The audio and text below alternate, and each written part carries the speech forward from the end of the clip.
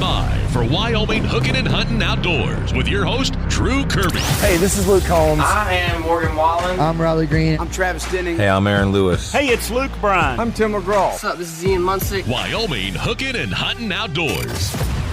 Thank you so much for tuning in to the show. My name is Drew Kirby, your host, and every week we talk to Janet Millick from Wyoming Game and Fish and a whole cast of characters. But Janet, this week we have a question that was sent in by a guy whose wife wants to start hunting this year. And the question is there still time to take hunter ed and to get those over-the-counter tags? And I think it's probably, yes, you probably can, right?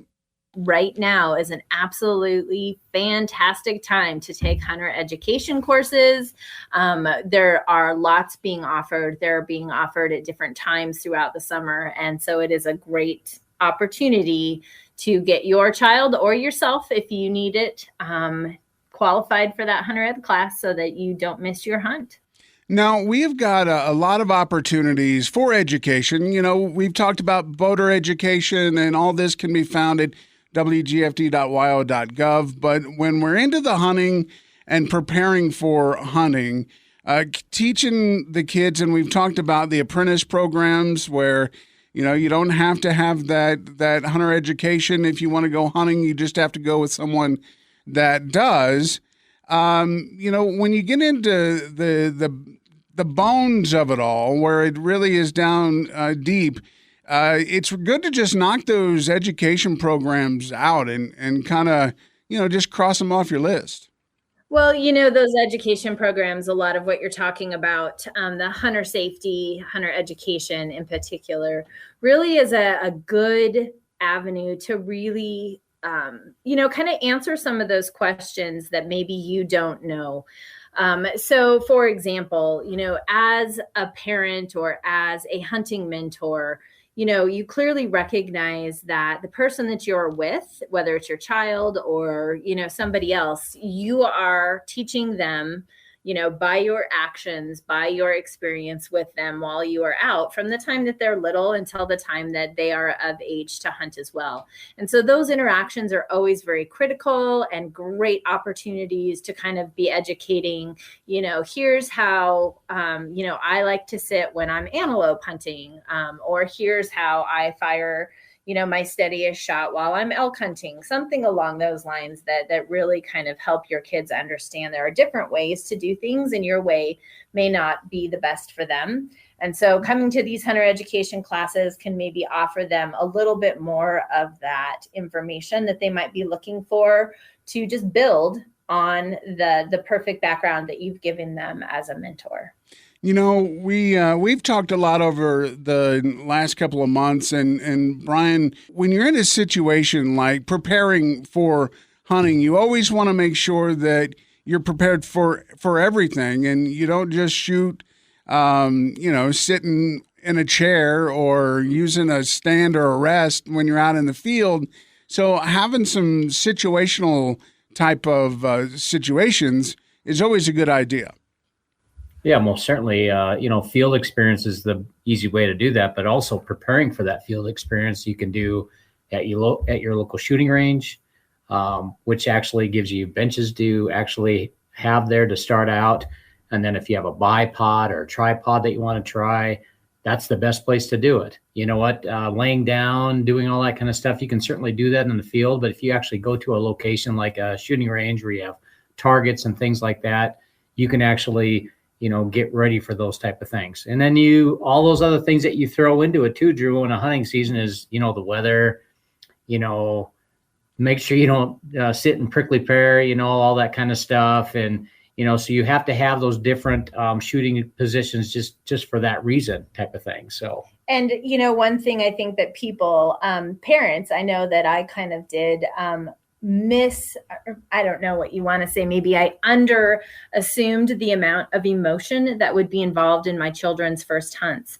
And so, you know, recognizing the excitement, the nerves, all of that kind of came into play right at the the time that maybe you're just expecting them to be calm and collected and know exactly what to do. That is not the time to be explaining to them, oh, here's where the safety is on the gun. Here's what the scope does. So making sure that you do all of that stuff well in advance. You practice many times out in the field or at a gun range, depending on what you're most comfortable with. And really kind of think through what the different situations might be, like Brian was saying, the weather, what happens when it's snowing and you haven't moved for the last hour and here comes the perfect elk. Different things like that are really, really key, especially when you're dealing with youth. And Drew, I think another thing you think about is boredom. Kids are like all that like instant gratification stuff, so they get really bored. So in those time periods, that's things that you can do when you're in the field is actually practice those things. Like, hey, let's use this rock if there's an animal on the other side, to kind of practice that kind of thing. Going through packs, to make sure they got everything they need before they go, and then maybe taking that out in the field and going through things. And man, when you're having kids that come out and hunt with you, you got to bring good food, good snacks, Drew. If you don't have good snacks during the boring times of the day, it can go way downhill. It's like, hey, it's time to go home type of thing. So hunting, just like fishing, sometimes can get pretty boring.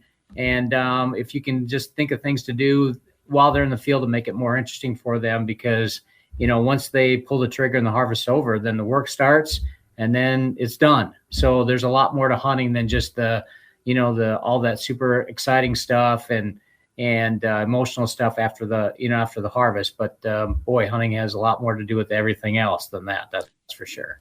Before the season, how much can you actually go out and, kind of prepare in the field? I know there are some areas that you have to have the permission and you have to have the slips to be able to go to. But if you're feeling like you're going to go hunt in a certain area, how far in advance can you actually go and kind of take your kid and say, well, this is kind of where we're going to go, and this is how you do your scouting, and, you kind of get into that situation that way?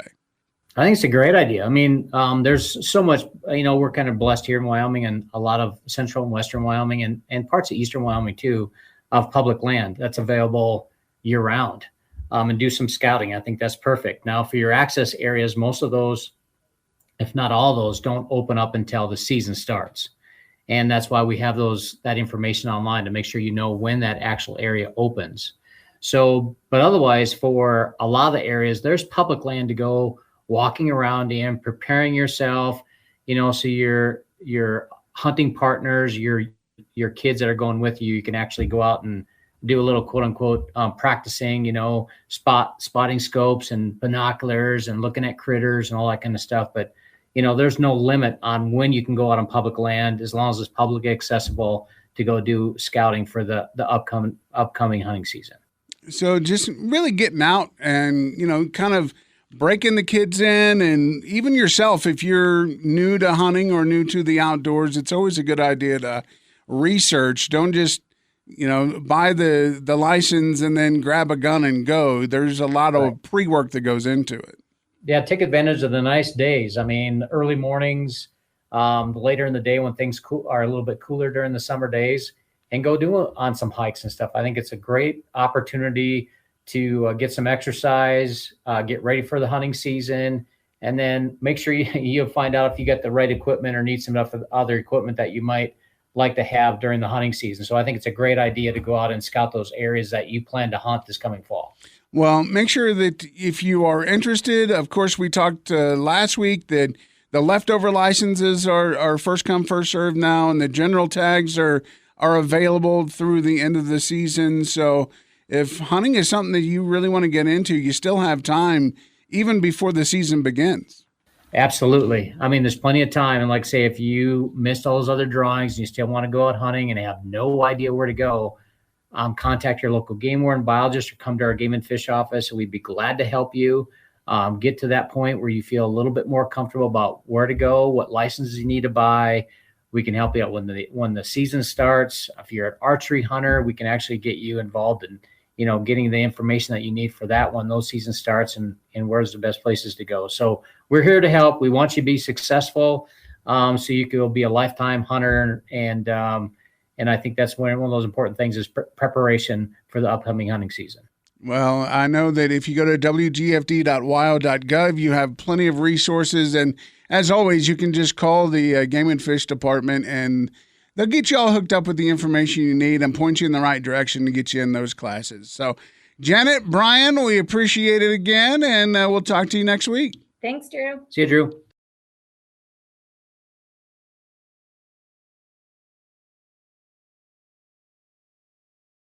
It's Wyoming Hookin and Huntin Outdoors.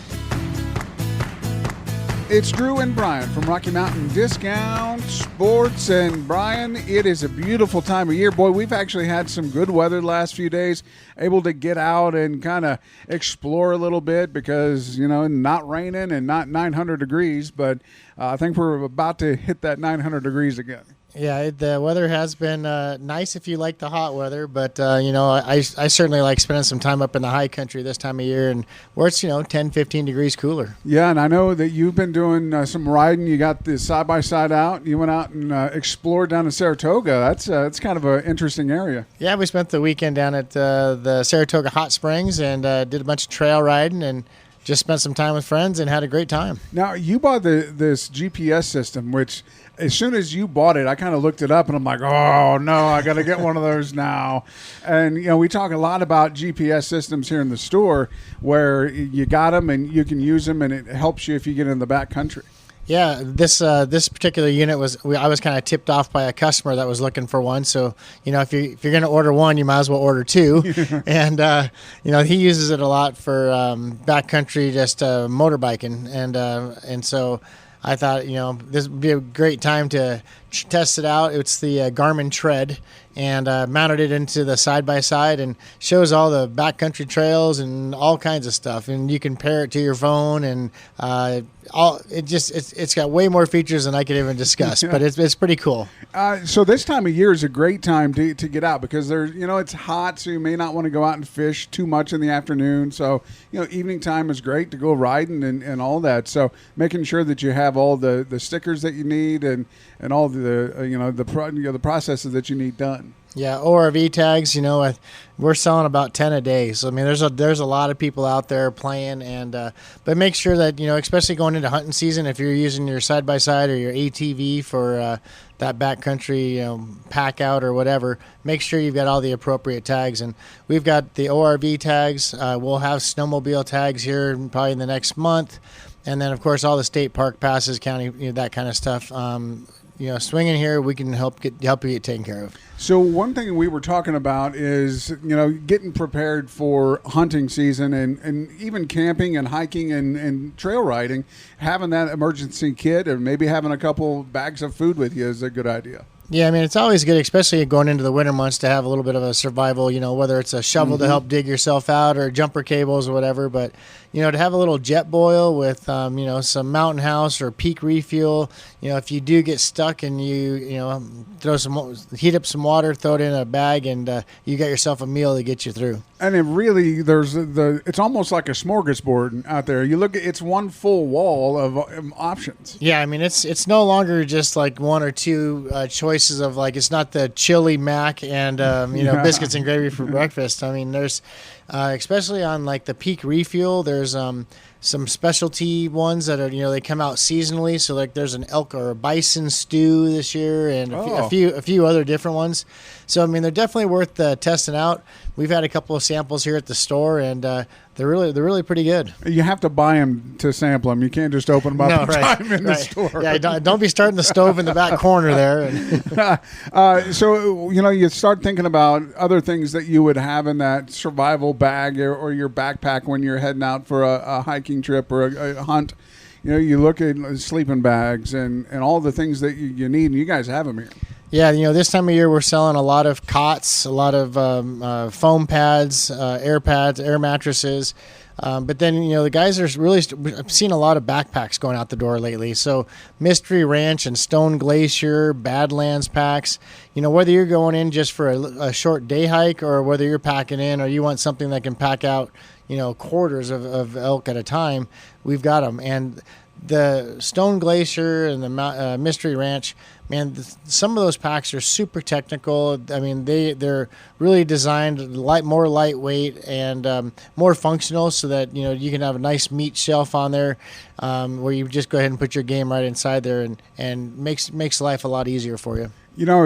They're so advanced these days because you get bulk like that, and if you have the one with the racks or the brace support, I mean, it really does a big difference when you have those. Yeah, if you can put the weight on your hips and not on your shoulders, I mean, it makes life a lot easier. And then these packs anymore, they just evenly distribute weight. So you can bend over and that pack's not just going to fall off your shoulder. Like the old school packs. So definitely worth coming in, trying them on, fit, run around the store, jump up and down, do what you got to do. Make sure that they feel good.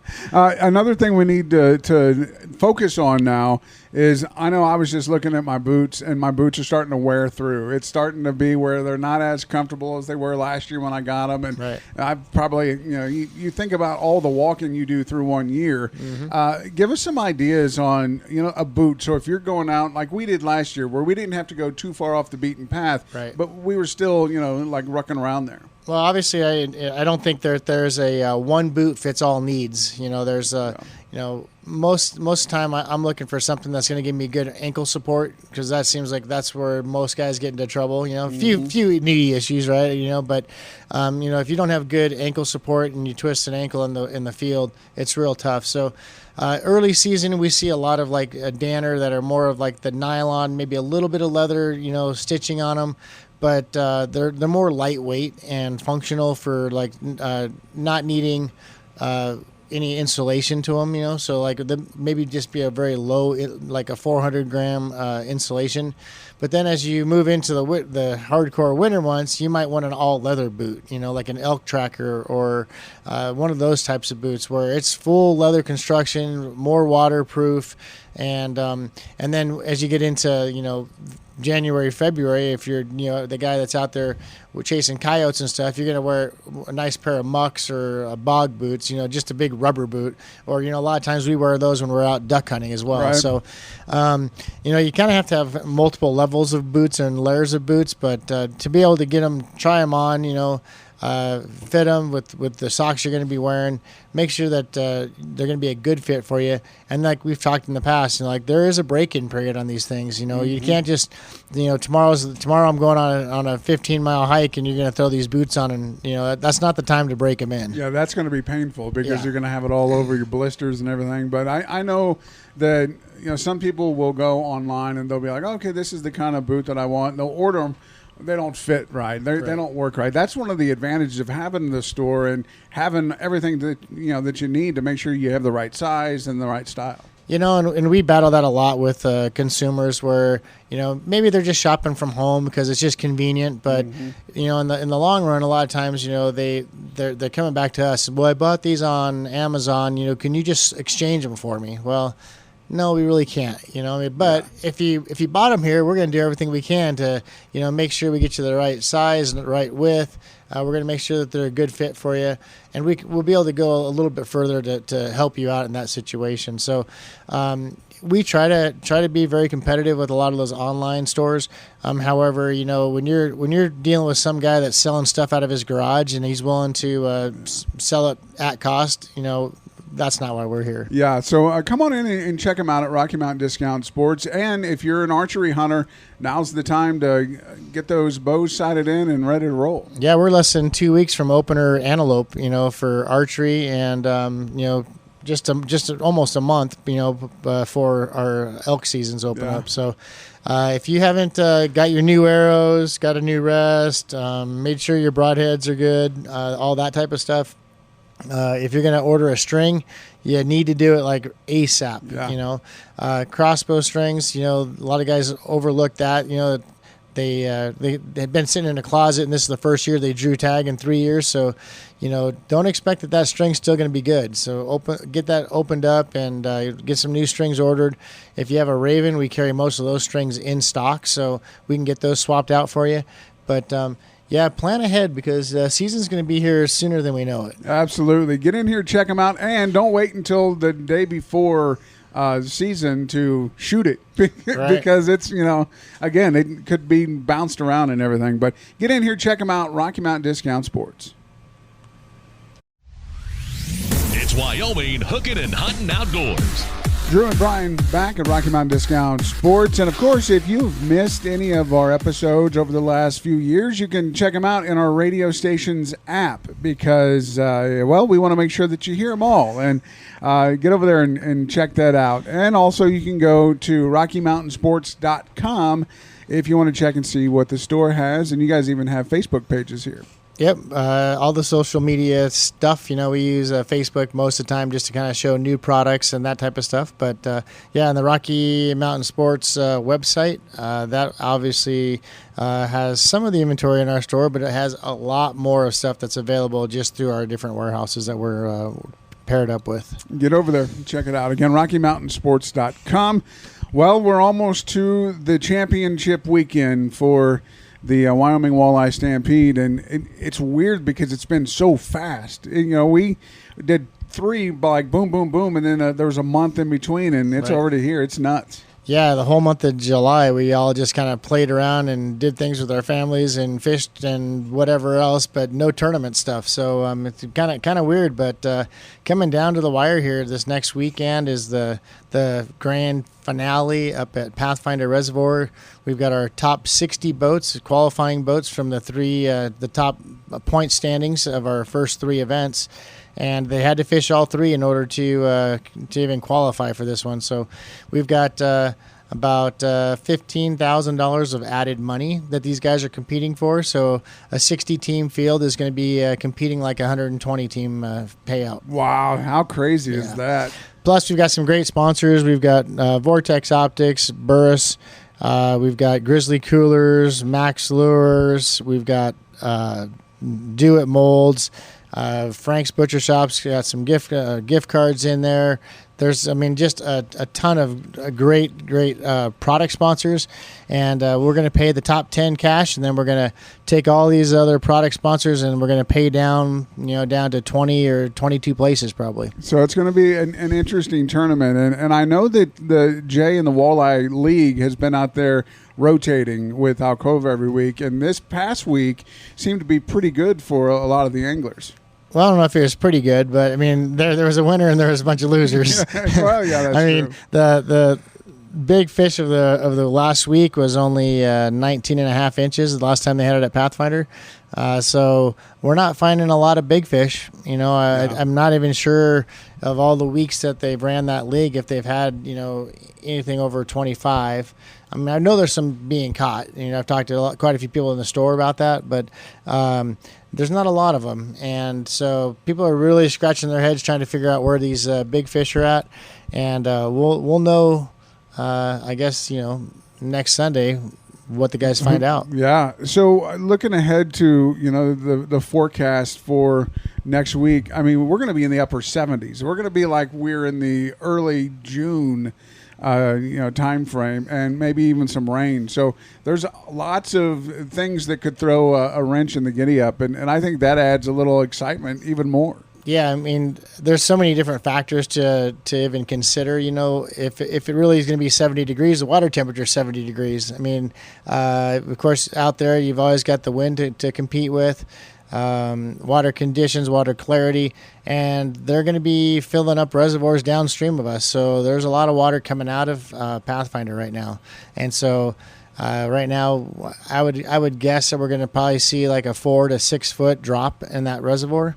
So some of these shallower bays where people have been fishing are going to be out of the question, and there's other structure that's going to be exposed and going to be fishable at that point. When the water drops, it does kind of put a bummer on a lot of options. You don't have as many places where you can go where normally you may catch fish. But so my family coming out the week after, and we're going to stay at Glendo for the week. And nice. And my stepdad's pretty excited about being able to fish out here in Wyoming. And he's like, well, I'll do it like this. And I'm like, I can't wait to see you fail because you're trying to fish for catfish that you would do in the Midwest, and it's just not going to be the same. You never know. We might learn something and we go, gosh, we've been doing it wrong all along. I mean, you just never know.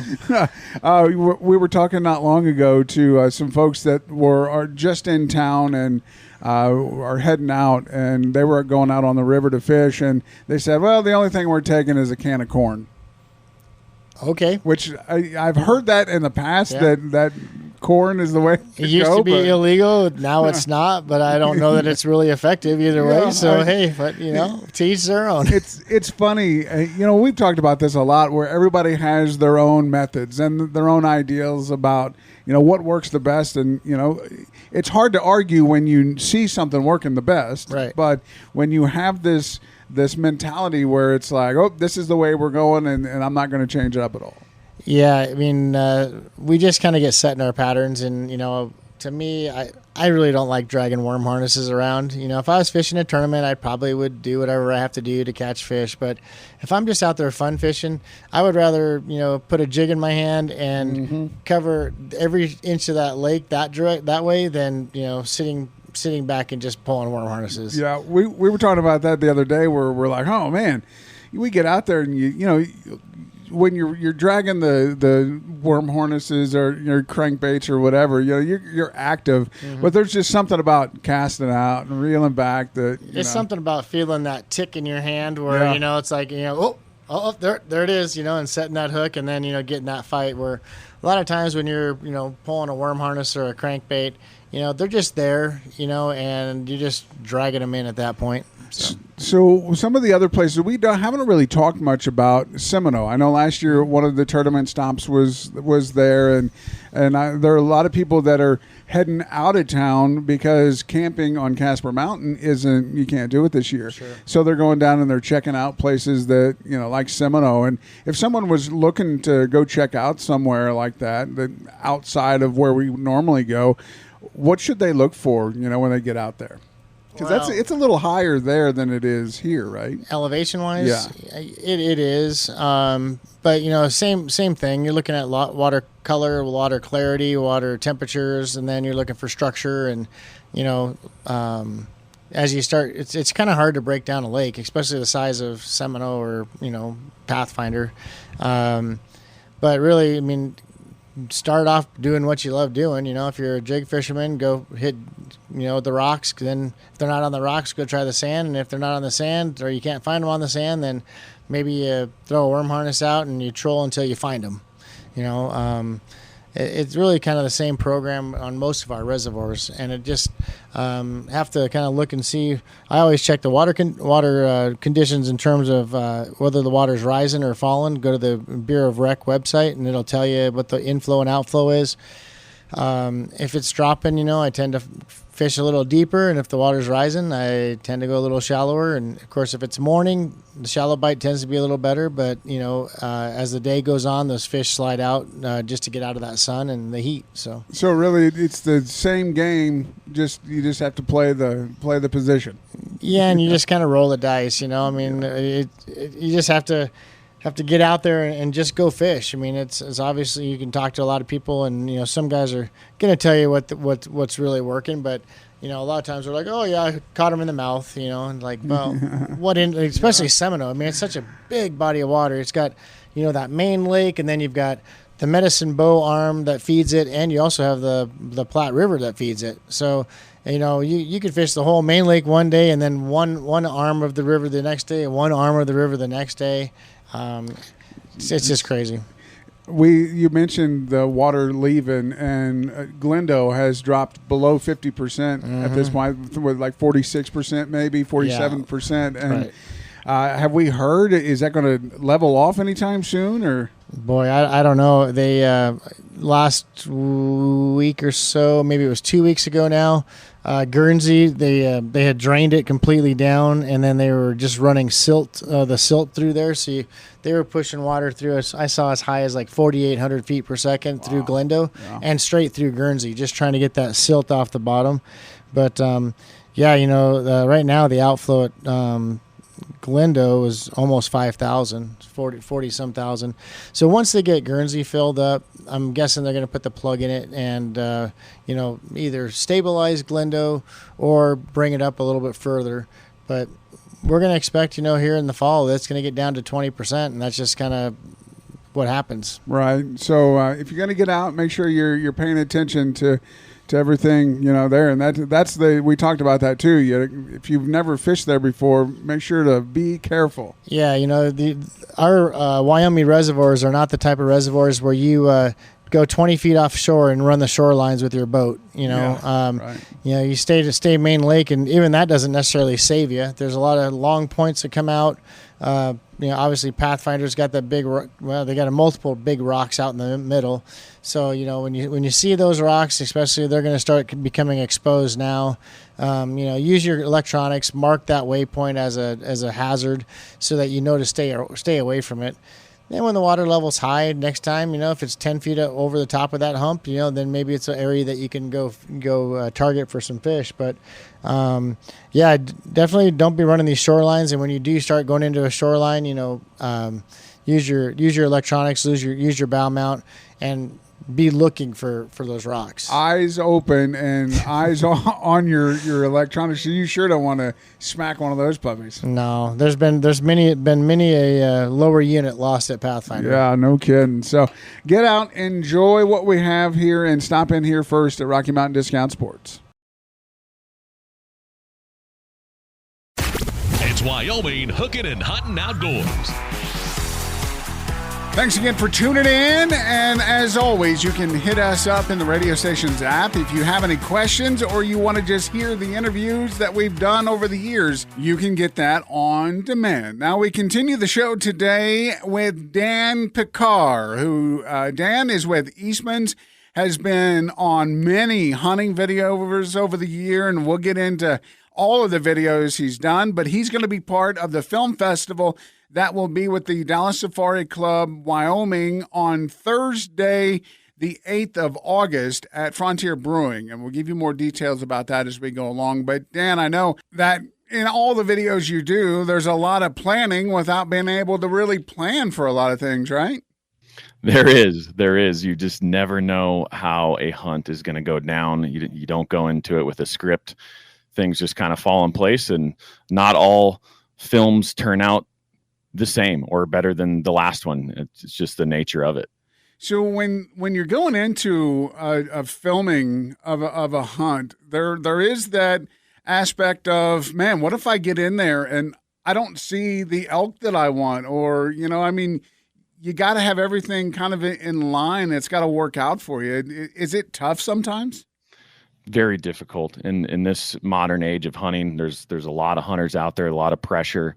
And so you have to do your homework. And still, no matter how much maybe intel you gather, how much scouting that you do, that doesn't mean that the hunt is going to be what you think it should be when you actually get in there and do it. And so there's that level of luck that you need on all hunts. But I think, sometimes hunts don't go according to plan, and sometimes you do walk away with an uncut tag, and that's just the reality of it. And if it was called shooting, maybe you would get something every time, but it's not. It's hunting, and so success rate is usually never 100%.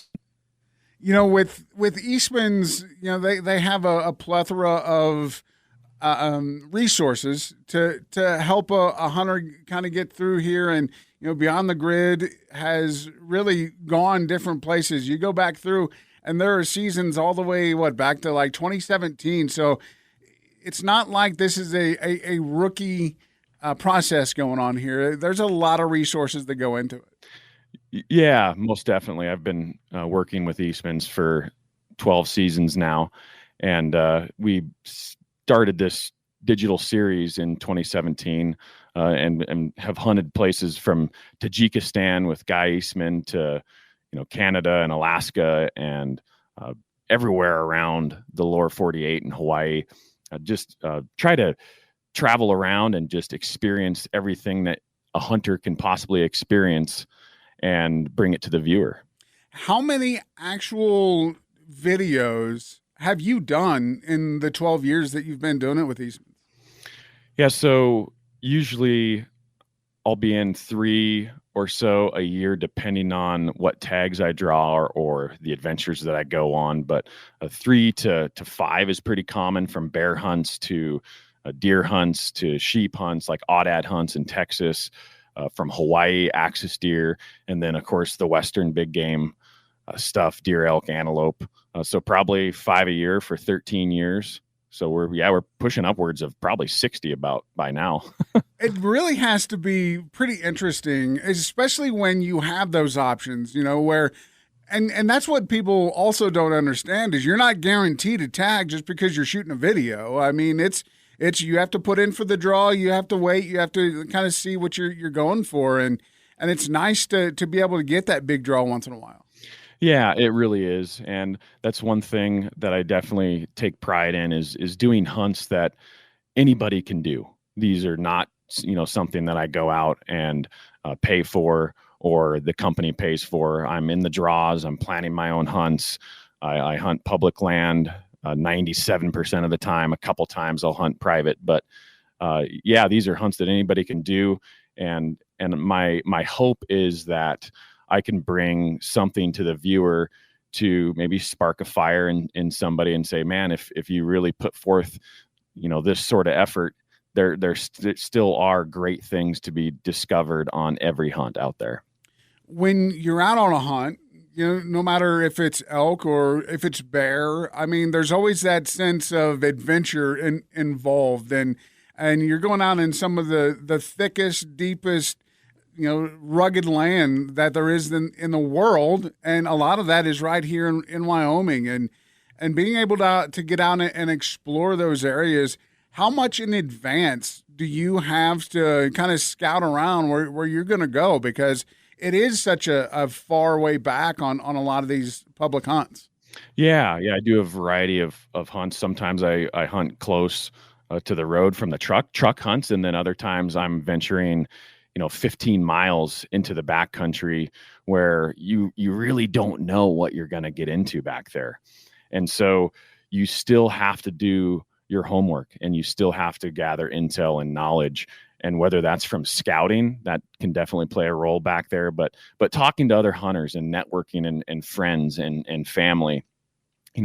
This day and age, it's very important to be connected and network with other hunters and bounce ideas off other hunters and maybe their experience somewhere in the past. And then you have something to offer them as well. I mean, that's usually the best way to do it, is to just gather as much information as possible. And especially on those limited entry tags, sometimes, draw odds are down into the 1% to 2% on some of these units. So that might be, the one time in 20 years that you draw a tag. So doing your homework is so important to make sure you get the most out of your hunt. When you put in for a hunt, are you automatically thinking, this is one I want an episode to come out on? Or, I mean, is it one of those where you wait until you get all of your draws and then you're like, okay, well, this could be my video for this time? Or are you videoing every one and just kind of picking out which one is going to be the episode? Yeah, every hunt that I go on, I have hopes that it will be an episode, or I plan on it being an episode. Sometimes it doesn't pan out, but every hunt I plan on it being an episode for sure. And so I always factor in the style of hunt that I'm going to go on, because, I'm not going to go on a hunt if it doesn't have potential to be a great episode. That's the bottom line. Right. So you've gone to a lot of different places to hunt. I mean, I'm not going to say you are partial to Wyoming hunts, but I mean, it has to be pretty exciting, especially when you don't have to fly out or drive 12 hours. Absolutely. Hunting in my home state, tags are a little bit easier to get, being a resident of Wyoming compared to some of the other states. It's very difficult nowadays as a non-resident, but yeah, there's just something with Wyoming, the vastness and the grizzly bears and the wolves and all these factors that you have to take into account. But keeping that in mind, you also have a very high chance of finding maximum adventure. And that's really the draw for me to having that. When you're hunting back deep, are you horsing it in or are you hoofing it in? Yeah. On these 8+ mile back hunts, I'm bringing horses, whether I'm packing myself or hunting with a buddy. But that's a huge factor back there, managing horses and hunting effectively. That's not easy either. Yeah. Well, and that also has to be a benefit if, of hunting close to home, is you have that. You don't have to take the horses with you if you're going far. Yeah. And that's one thing, I joke around about is I don't want to drive by elk to hunt elk. And what that means is I like to hunt close to home. We have great hunting here around Cody, Wyoming and Northwest Wyoming. And so I try to keep my elk hunting here close to home because there's really no need to travel to other parts of the state to find elk. But there are fantastic elk areas all over the state of Wyoming. So we're very, very lucky and spoiled. Absolutely. Well, Eastman presents the film festival that's happening on the 8th here in Casper. And Dan, you're going to premiere one of your latest videos. And what are people going to see when they watch this video? Yeah. So Eastman's, we're known for our Western big game hunting. So we're going to have a hunting film there, and that's going to be a elk hunt of mine in the backcountry, 13 miles in on horses, grizzly bears, wolves, black bears. There's not a lot of elk back there, but the potential for a giant bull is there. And I may have just found one. You guys are going to have to wait and see, but the guys in the office, they're very excited.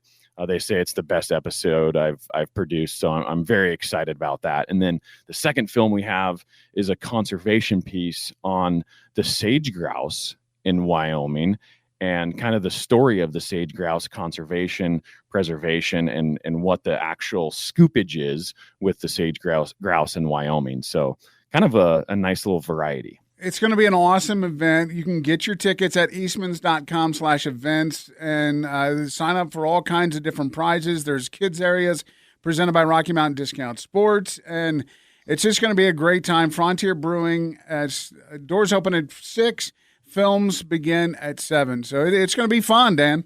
Yeah, lots of giveaways. An unbelievable amount of giveaways, really, from Eberly Stock, Onyx Maps, Sig Sauer, just for coming to the show. Every ticket holder that's an adult is going to be in the raffle for a silencer from Silencer Central. So that's huge just to show up, and then the additional raffles. So yeah, pretty special.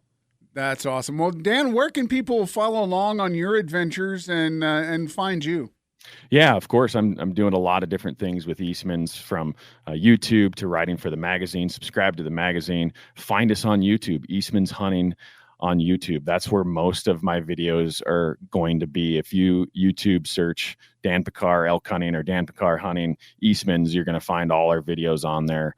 And so, those are probably the 2 best places. Awesome. Well, Dan Picard, thank you so much, sir. It's always nice to talk with you, and we will see you at Frontier Brewing. Sounds great, Drew. Sure appreciate you.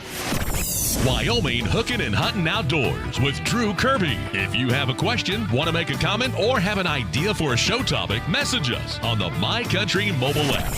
Wyoming Hookin and Huntin Outdoors.